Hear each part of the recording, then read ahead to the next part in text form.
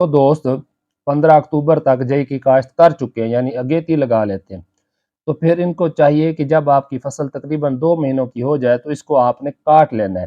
کیونکہ پھر اس کی اگر آپ لیٹ کریں گے تو اس سے اگلی پھوٹ جو ہے وہ ضائع ہو جائے گی۔ کی کٹائی لینی ہے تو پھر بے شک آپ اس کو 3 مہینے تک بھی کھڑا کر سکتے ہیں، اور ایک ہی دفعہ، یعنی اگر آپ نے سیل کرنا آپ کا مقصد ہے تو پھر 90 دن کی فصل بھی سیل کی جا سکتی ہے۔ اگر ہم اس کے کاشت کے علاقہ جات کی بات کریں تو آپ یوں سمجھ لیں کہ جہاں جہاں گندم کاشت کی جاتی ہے وہاں پر جئی کی کاشت بھی ہو سکتی ہے، یعنی سمجھ لیں کہ ملتی جلتی ریکوائرمنٹ ہے۔ اور یہ بھی آپ کو پتہ ہوگا کہ جو جنگلی جئی ہم بات کرتے ہیں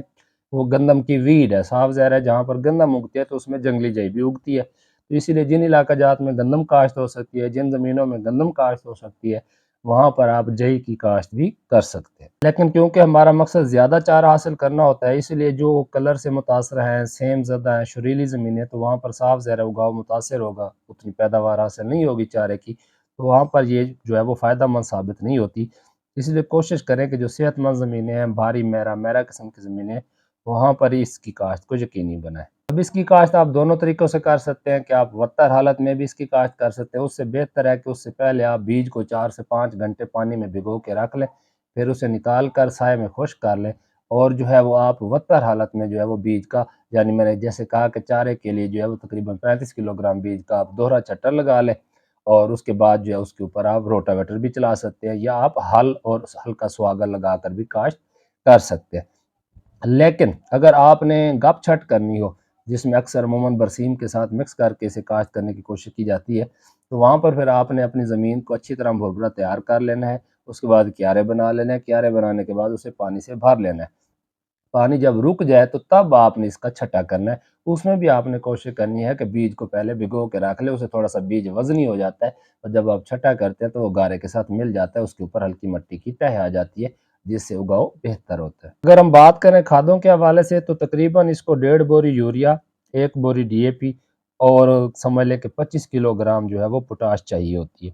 بیج والی فصل کے لیے۔ اگر آپ نے بطور چارہ کاشت کیا پوٹاش نہیں ڈالنا چاہتے تو نہ ڈالیں، لیکن کوشش کریں کہ 1 سے 1.5 بوری ڈی اے پی استعمال کر لیں۔ اس کے بعد جو ہے وہ آپ نے اس کو ہر کٹائی پر نائٹروجنی کھاد لازمی دینی ہے۔ اگر آپ نے زیادہ کٹائیاں نہیں لینی تو پھر آپ کوشش کریں کہ جو آپ نے آدھی بوری اگر وتر کاشت کر رہے ہیں تو آدھی بوری یوریا بوقت بجائی ڈال دیں ڈی اے پی کے ساتھ، اور باقی جو 1 بوری یوریا ہے وہ آپ پہلے پانی کے اوپر استعمال کر لیں۔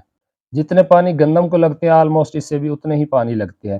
یعنی جو آپ نے پہلا پانی ہے وہ تقریباً 21 سے 25 دن کے بعد لگانا ہے۔ اگر آپ نے بیج کے لیے فصل لگائی ہے تو جب یہ گوب پر آتی ہے، یعنی اس کے اندر جو اس کا کہہ لیں پینیکل نکل رہا ہوتا ہے، تو اس دوران آپ نے اس کو پانی کی جو ہے وہ کمی نہیں آنے دینی، لیکن آپ نے یہ بھی ذہن میں رکھنا ہے کہ اگر موسمی حالات خراب ہو تو 2-4 دن آگے پیچھے کیے جا سکتے ہیں، کیونکہ اس کے گرنے کے چانسز بھی زیادہ ہوتے ہیں۔ تو جیسے میں نے پہلے کہا کہ اگر آپ تقریباً 90 دن یا 100 دن تک کھڑا رکھتے ہیں، اس کے بعد ایک ہی دفعہ کٹائی کرتے ہیں، تو تقریباً 700 سے 800 من فی ایکڑ اس کا سب چارہ حاصل کیا جا سکتا ہے، جبکہ جو بیج والی فصل ہے اس میں ایوریج تو 15 من 12-14 من اتنی ہی آتی ہے، لیکن اس کی 25 من فی ایکڑ تک پیداوار حاصل کی جا سکتی ہے۔